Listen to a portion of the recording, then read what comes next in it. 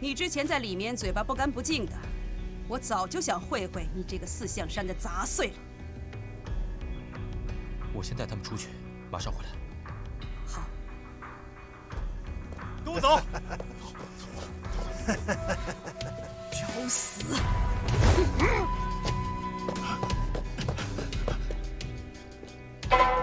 朱雀种，你以为从后面走就逃得掉？我刚刚该解释的都解释清楚了，没有半点虚言啊。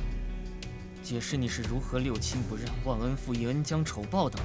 我大哥倘若还在世的话，你这样有失面子。闭上你的狗嘴！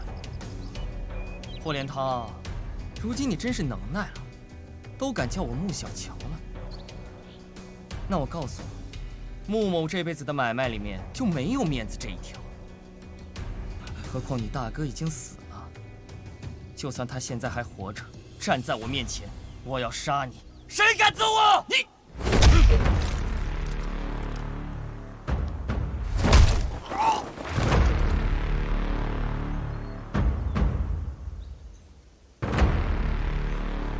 朱雀主，人我已经帮你杀了，不用谢了。把印给我就行。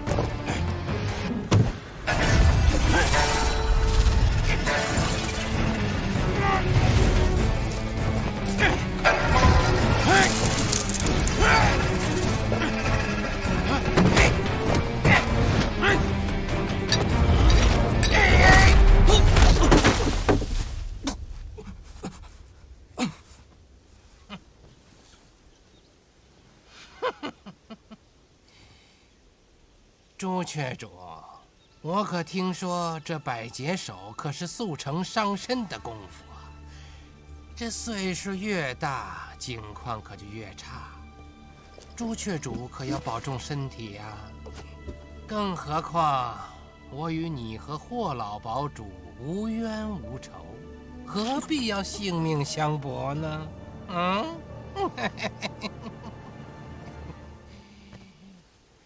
你这个阉狗！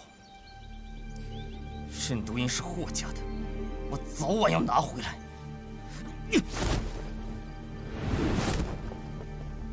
爸，四庄主，那三皇子被人救走了。哟，这傻皇子能从我手里逃走，我倒要看看是何方高人在帮他。我听三皇子叫他义兄。陈子琛管他叫义兄，哼，小皇子原来是你呀！想不到这一趟还能会会故人之子。救命啊！殿下，殿下，快走，快走，快走！别走！站住！别追了，殿下要紧，走。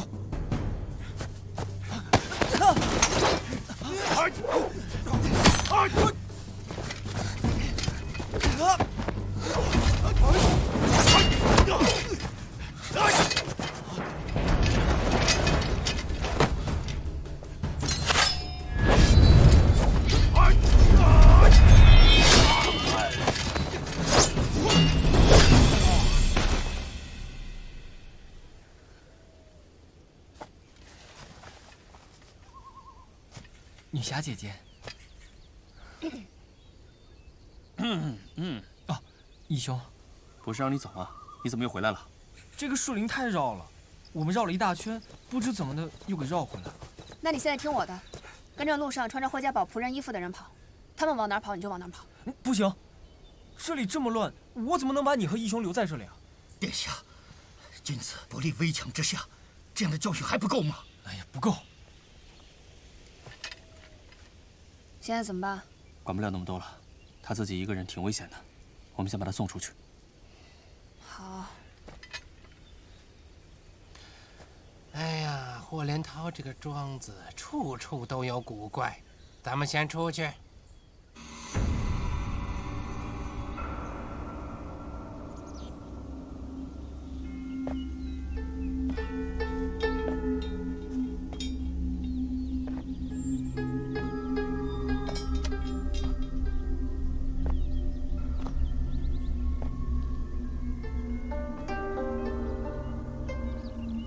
丁奎在哪儿？在里面。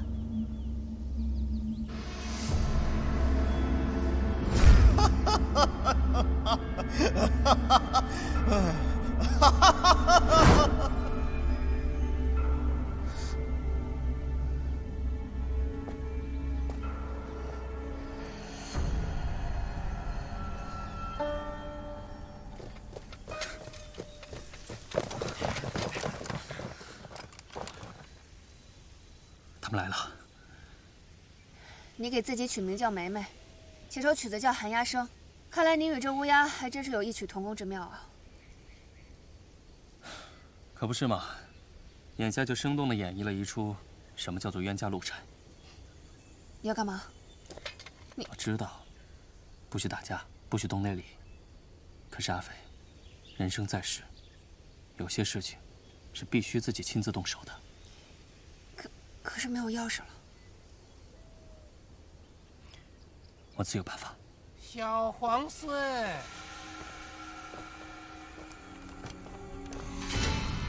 哼，你们俩在这儿窃窃私语说什么呢？中了透骨青还能活到这会儿，你可真是福大命大呀！哟，原来是个多情种，舍不得死。楚中官既然清楚，那就必定知道今日你我之间不能善了了。哟，好大的口气呀！义兄，殿下，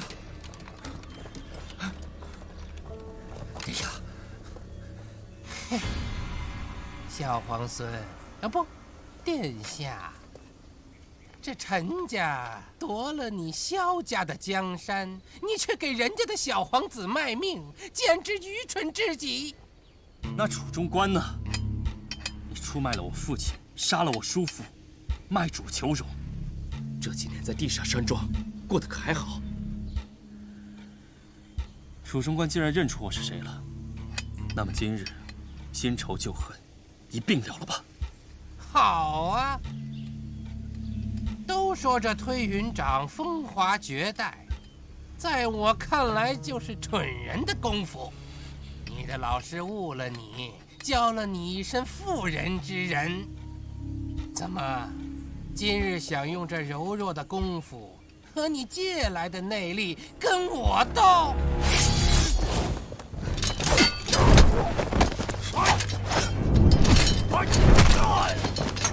殿下，别冲动。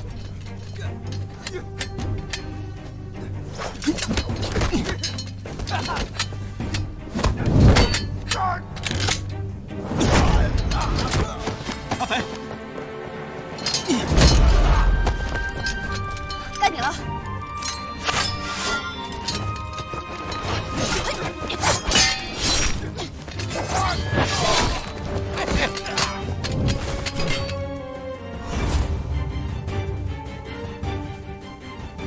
好刀法，有意思。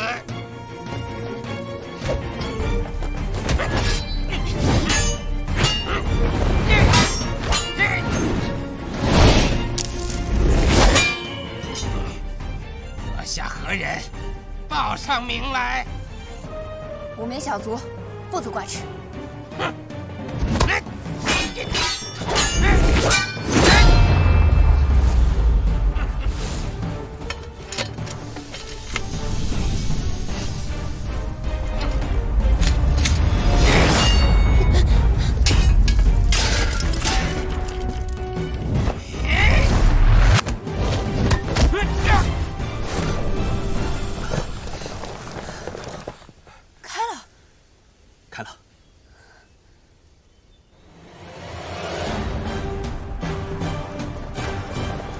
找到了，周姑娘，找到了。你怎么还在这儿？快走！子琛，接刀。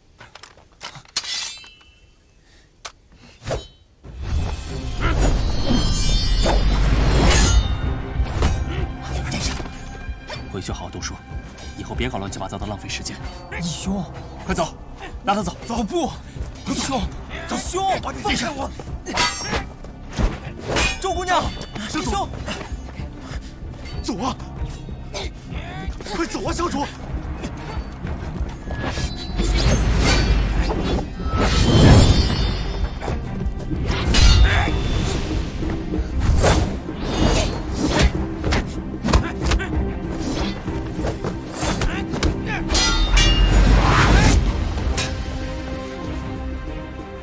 哟，小皇孙，你好气魄呀！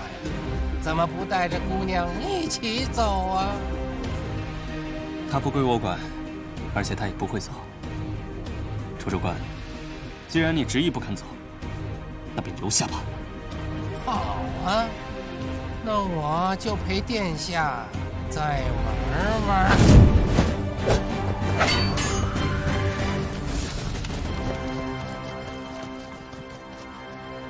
殿下，殿下，你就放心吧，有周姑娘在，谢公子不会有事的。刚才那送咱们走的，便是周妃周姑娘。啊，是啊，她刚才挥刀的样子，当真是风华绝代。殿下，咱们还是赶紧走吧。殿下，走吧。少主，快走吧！走吧，少主。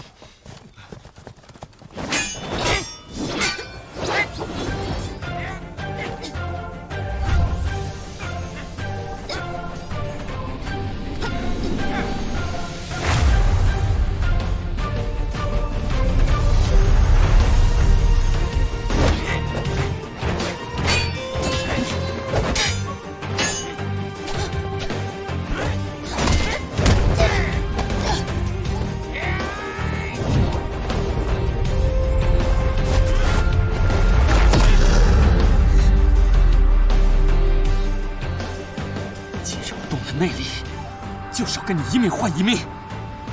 楚主管，把命留下吧。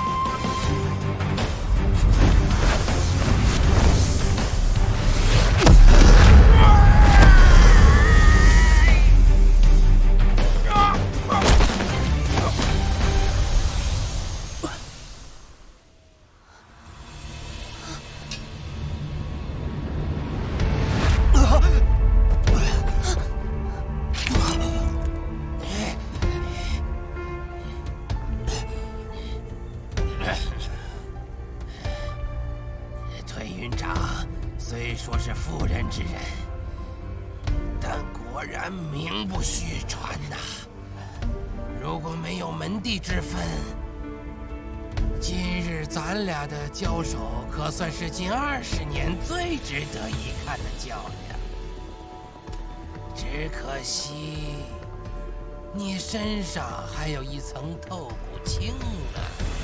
前些日子，你已经在48寨发过一回功了，这毒性会跟着你毫不收敛的用力，而渐渐越发来势汹汹。接下来，你就是关节凝滞，血脉堵塞，然后就……这得多亏了连胜，要不然今日我还真从小皇孙身上占不了什么便宜。你敢让他动内力，今日我必定不会让你生离。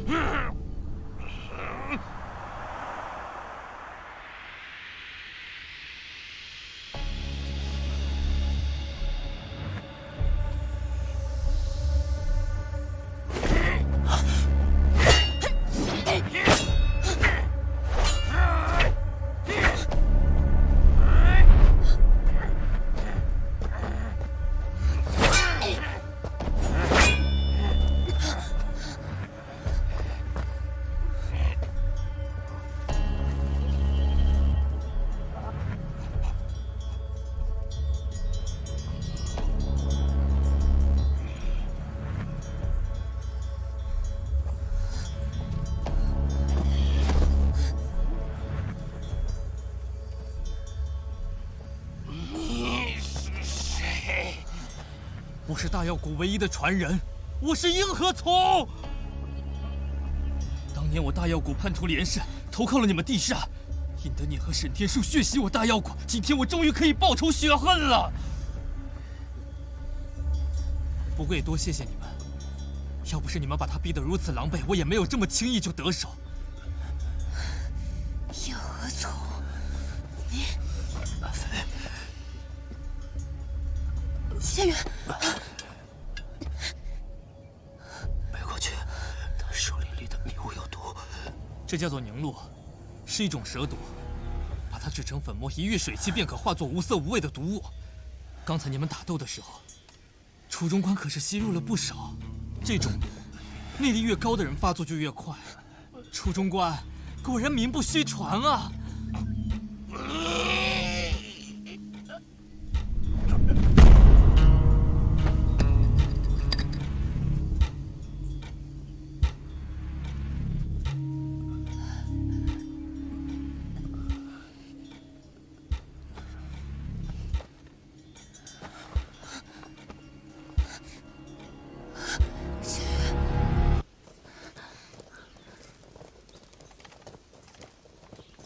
李公子，你终于来了。逆城夫人，你没事吧？没事。你有没有看到丁奎那狗东西？他伤了我们不少人，本来师傅要杀了他的，可惜那老狗狡猾，被他给跑了。幸亏你来了，要不然我们就在树林里绕晕了。行了，此地不宜久留，我们先离开这儿。嗯，走。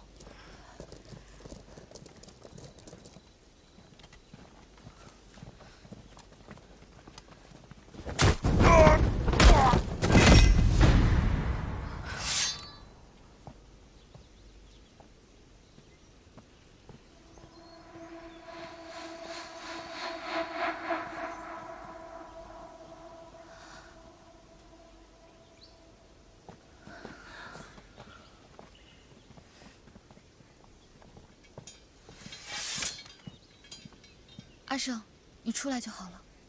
哥，刚刚那是谁啊？也太厉害了，一个人把丁奎打成那样。要不是我拦住杨黑炭，他又要找人比武了。你以为我真傻呀？哦，我行走江湖这么多年，从来没有听说过这号人物。朱斐呢？他不在里面吗？我以为你已经找到他了。朱斐不在里面，估计是去追地煞了。此地不宜久留，我们先回客舍，让行脚帮的人帮忙找。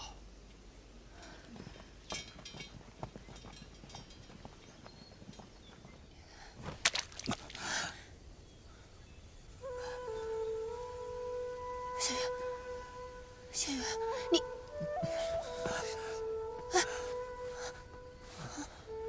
没事，我没事。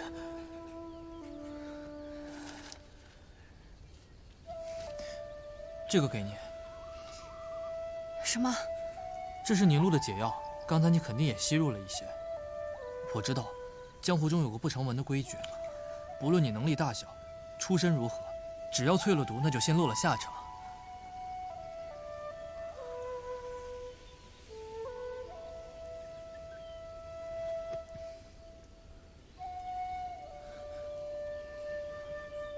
这瓶凝露我做出来3年了，一直没有机会用。今日要不是你们把他逼到穷途末路，就凭我那点微末的本事，他一走进这林间就能发现我。所以，是你们帮我杀了仇人，我欠2位一个人情。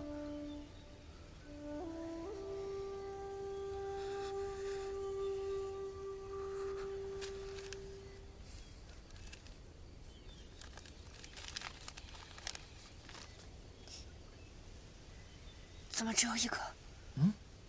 你怕吃不饱？哦，他不用，他身上有透骨青啊。透骨青乃是天下奇毒之首，他身上有这尊大佛坐镇，百毒不侵啊。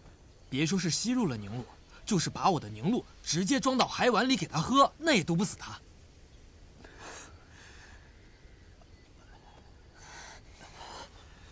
叶公子，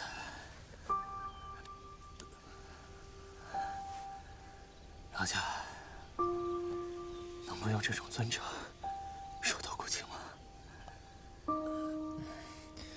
不过，我先前就同你说过，他时日无多，再加上这次又强行用内力疏通阻塞的经脉，算是毒上加伤，谁也压不住。反正我是没办法。你刚才不是说欠我们俩人情吗？你拿什么还？还，一定要还，但得是我做得到的事儿。譬如你让我解这透骨清的毒，我就做不到。对了，还有最后一法值得一试。距此2里外，有个菩萨庙，你们可以去那儿拜一拜，说不定还有希望。你不是大药国的传人吗？连个江湖庸医都不如，简直是浪得虚名。我是大药谷的传人，可我不会救人。当年师傅讲药理的时候，我总是偷着溜出去玩。后来大药谷3000典籍被连胜与玄雀劫掠复制一去，只留下我这么个不孝弟子。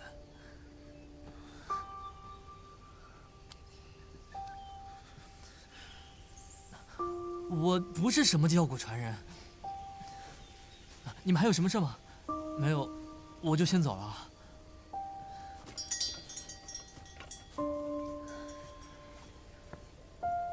阿飞，一派一人，都有其数，都有其时，是没什么。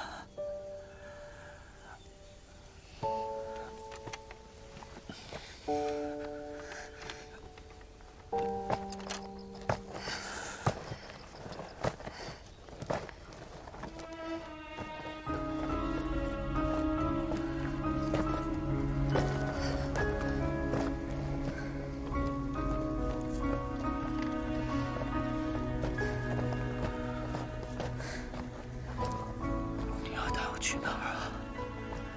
去求菩萨。你说，如果你是我，哪怕最终功败垂成，也能比得上你。20年后，还能顶天立地。这话我信了。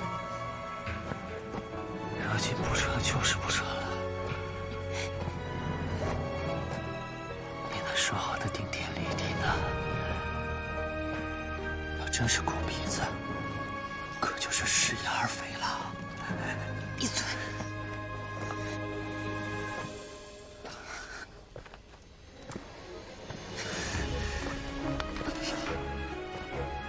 好，美人儿。就喜欢你这副刀死如铁的心肠。你先把我放下来，我想和你说几句话。你给我少说2句。阿飞，很多事情，譬如生老病死，既然已经注定，便是人力所不能及。别说了，不信这个。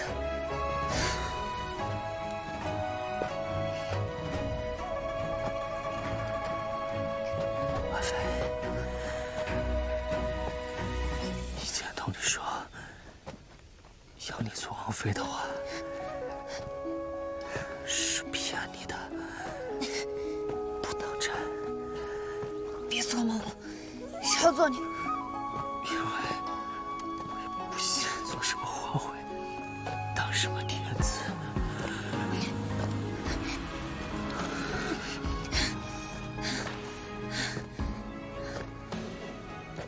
其实我想过，自己会死在何时何地，又该葬在哪里，才能魂归故里。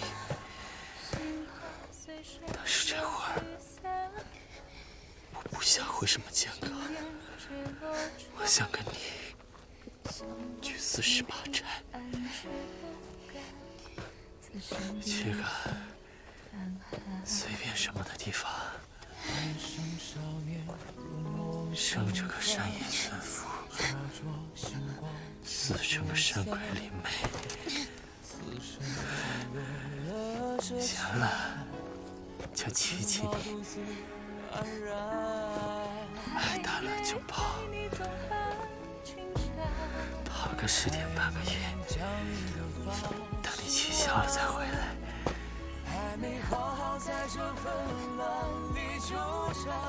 每日受气，也没有怨言，因为你在的地方就是家。这互相恶，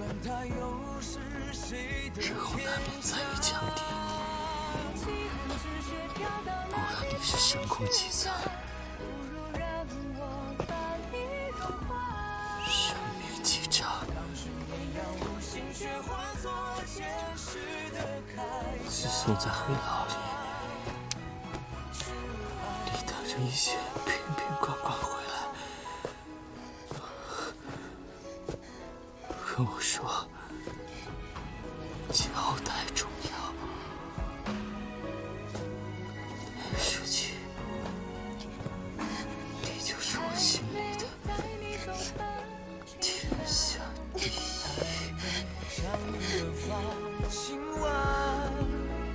太美好，在这纷乱里纠缠，牵你哪怕都还没还。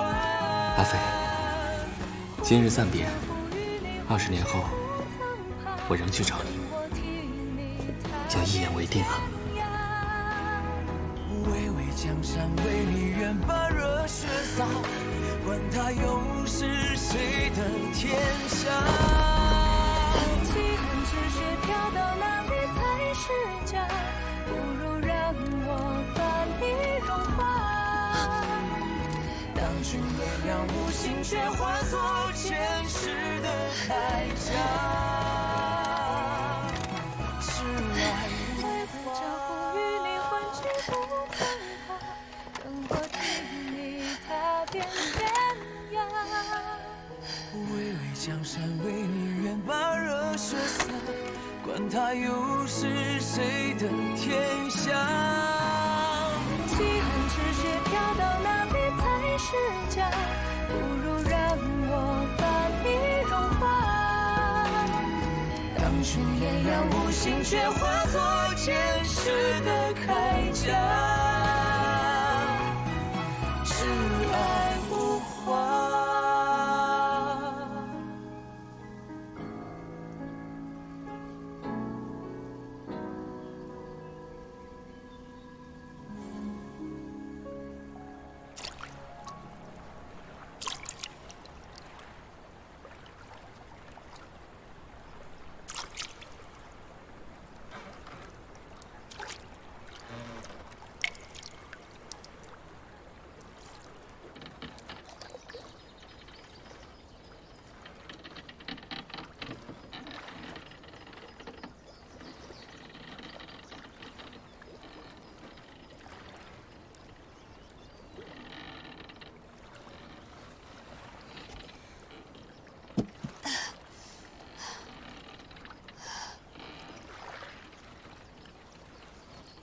我刚才在干什么？我在哪儿？小姑娘，你这命是捡来的吗？怎么一点也不知道珍惜呢？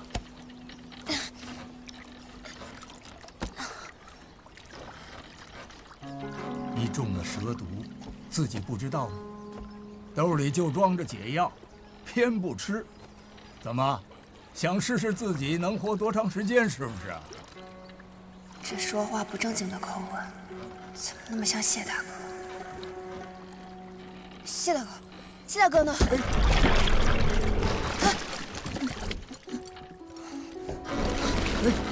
慢着点，慢点来。哎呀，你们这些个慌里慌张的小施主啊！大师，那个跟我一起的人呢？阿弥陀佛。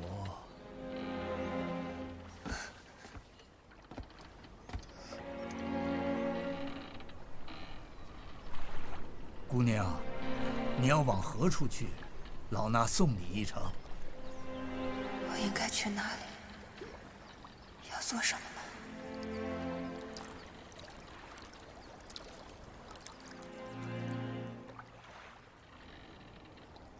大师，你有酒吗？老衲倒不曾预备。船棚上挂着个水壶，里面煮了些水。姑娘若是不介意，可自取饮用。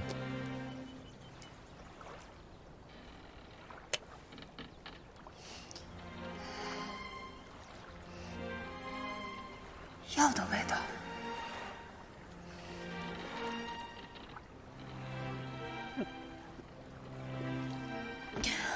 咱们已经出了零陵城，再往前走就彻底离开了这方地界。你想好自己要去何处了吗？零陵城，我该回客舍找李安、李胜，别让他们担心。可是找到以后呢？继续查海天一色，但他人已经不在了。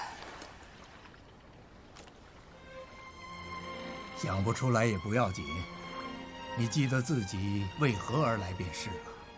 可是他已经没了。不对，不对。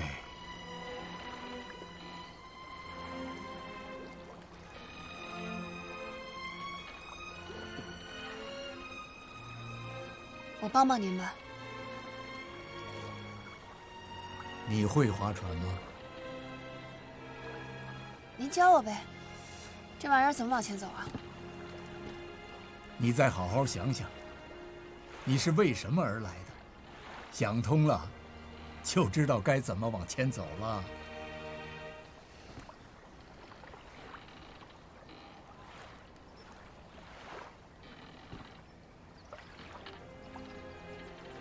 难不成我遇到了一个疯和尚？你所说的那人，不过是途中一段起落聚散皆无常的缘分。既然是偶遇，又怎么能说是为他而来呢？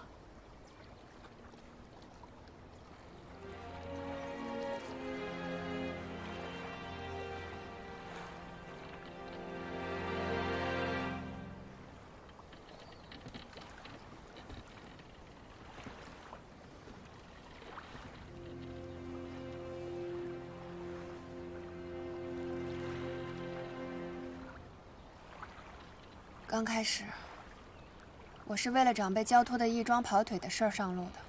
不对，老衲别的不知，只知道跑腿不过一段路，跑完就完了，不是开头，也不是结尾。你呀，必然还有别的来意。我没有别的来意，这是我这辈子第一回下山。平日里就是在山里随便练练功，哪有什么开头结尾？在山里练功？那么你练功是为了什么呢？因为喜欢啊。既然是跑完了腿，又没找到人，回去继续练功，岂不理所当然？为何跟我说不知往何处去？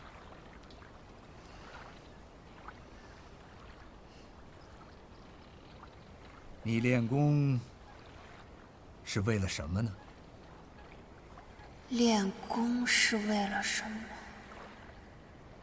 最开始只是为了博大当家一个点头，而后来，这是破雪刀重出江湖后，其任下第一道亡魂。就算只剩我一个人，我也一定会把你安全送回48寨。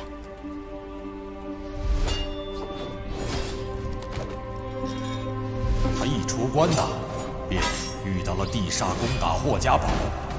那女侠凭一己之力，力克了地煞，杀了鹿犬煞，一路直奔衡山，冲出了一条血路。到了衡山，引出了青龙主大魔头，斩杀于衡山脚下。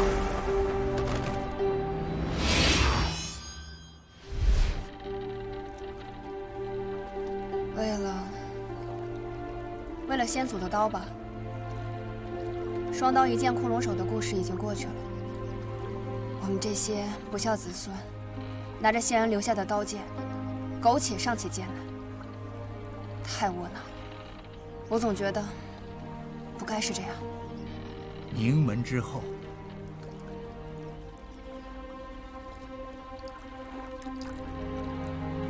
是了，家里眼下还不知道怎么样了。如今霍连涛一死，往后丁魁之流不是更加肆无忌惮？我得回去，把这些事跟大当家好好说一说。还有海天一色。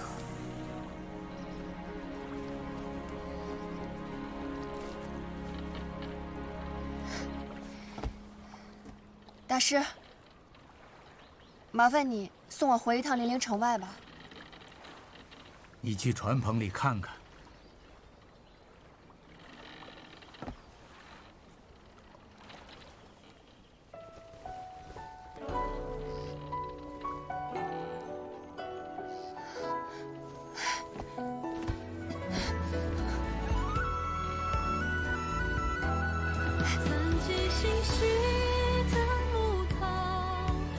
尘凡景英雄老，梦中山花如飞，如见故人红袖照。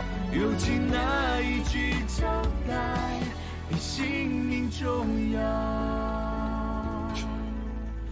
不有江湖之约，也不领那庙堂高。只有这虚足够，爱你为报。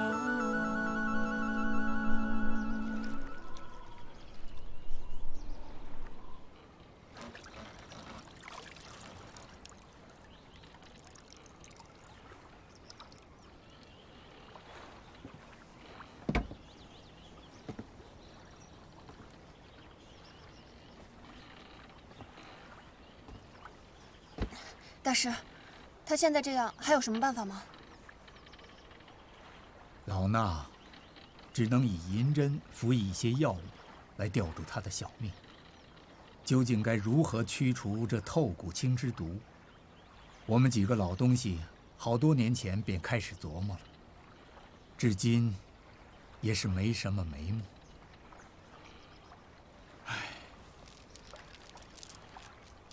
老衲听说推云长重现江湖时，便觉着不好，一路找过来，不料还是晚了一步。这老和尚似乎与谢大哥熟识，是特地来找他的吗？敢问前辈您的法号是？可算想起来问了。你不如再好好想想。还忘了什么？老衲只是个云游四方的野和尚，法号同名，想必你也没有听说过。这是谁啊？还真没听说过。那不成器的后生，便是我的弟子。不过，他虽出自我门下，却是个俗家弟子，也不是什么带发修行的。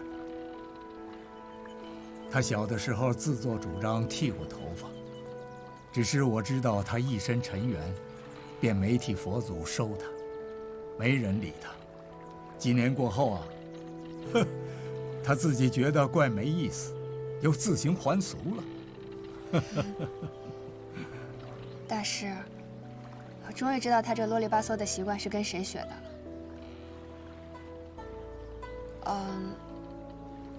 谢大哥。他跟我说过，他有一位师叔，将毕生的功力都传授给了他，所以才压制住了透骨青。用极雄厚的内力将透骨青封在他的经脉中。当时是我亲自下的针。那时我便觉得此计不过权宜，不能长久。再者，安之这孩子天生情深。叫他一直冷眼旁观是肯定不能的。安安之。他一个师叔给他取的字，没告诉你吗？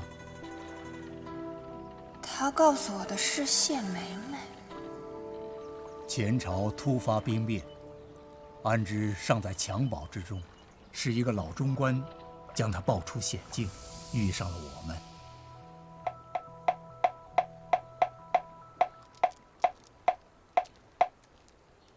师傅，我为什么不能出家呢？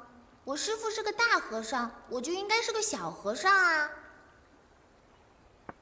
遁入空门，是看破红尘。安之，你知道什么叫红尘吗？我看你啊，就是没出息，想逃避责任。我为什么非得要有出息呢？我又不能决定自己是谁的儿子。我要是能决定，就不当父亲的儿子。那你想当谁的儿子？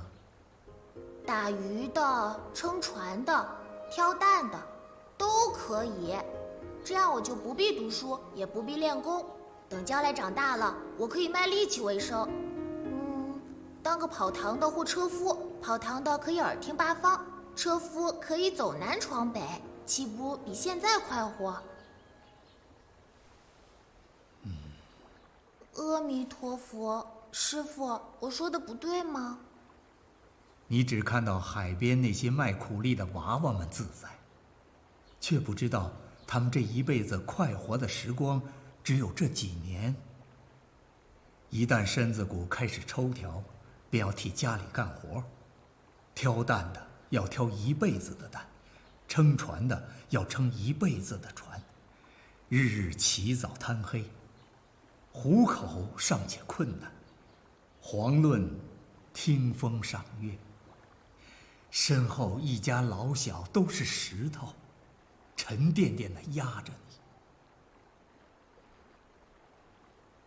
让你病不起，死不起，只好低着头往前奔。这还是太平年间，倘若有个天灾人祸，那便更惨，夭折的比活下来的多。你知道他们心里在想什么？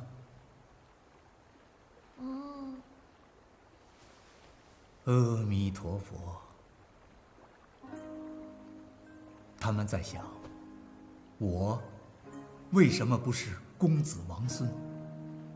那些女娃娃们更苦，幼时祈求父母垂怜，不要将骨肉发卖，挣扎着长大出嫁，要祈求婆家垂怜，生死祸福全部由己，这是生而为人，拖上了牛马的命。你又知道他们心里在想什么？